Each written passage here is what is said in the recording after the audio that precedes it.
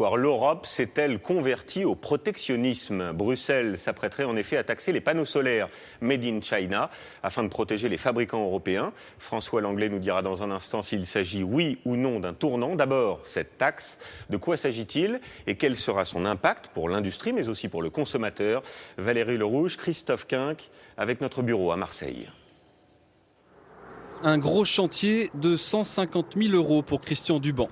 700 mètres carrés de panneaux solaires apposés sur le toit de cet entrepôt et autant de plaques photovoltaïques entièrement made in China.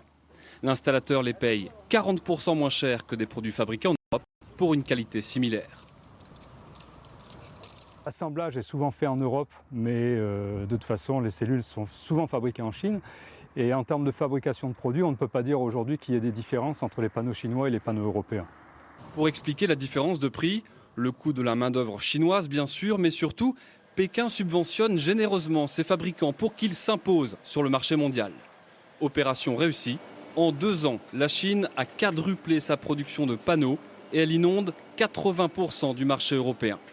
Une concurrence déloyale, selon la Commission européenne, qui va taxer à 47% les panneaux importés de Chine, une bouffée d'oxygène pour les professionnels européens. Les panneaux solaires aujourd'hui, et ça n'est plus un espoir, ça sera un constat, vont pouvoir lutter à armes égales avec les Chinois.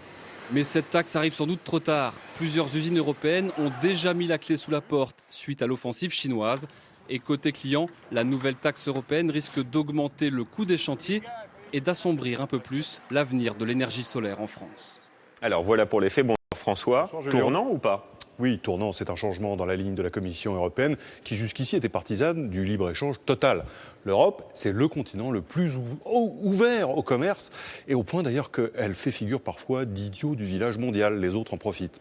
Alors avec cette mesure, Bruxelles veut protéger l'industrie du solaire de la concurrence déloyale des Chinois et envoyer un signal politique. Le laisser-faire, c'est fini. L'idiot du village, il s'est réveillé. Le calendrier, pourquoi maintenant? À cause de la crise, à cause de la croissance zéro qui sévit sur le continent, l'Europe veut limiter les pertes d'emplois qu'elle subit.